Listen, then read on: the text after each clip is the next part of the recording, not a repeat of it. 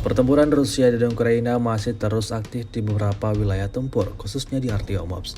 Rekamannya ramai beredar di media sosial Telegram pada Rabu 29 Januari 2025.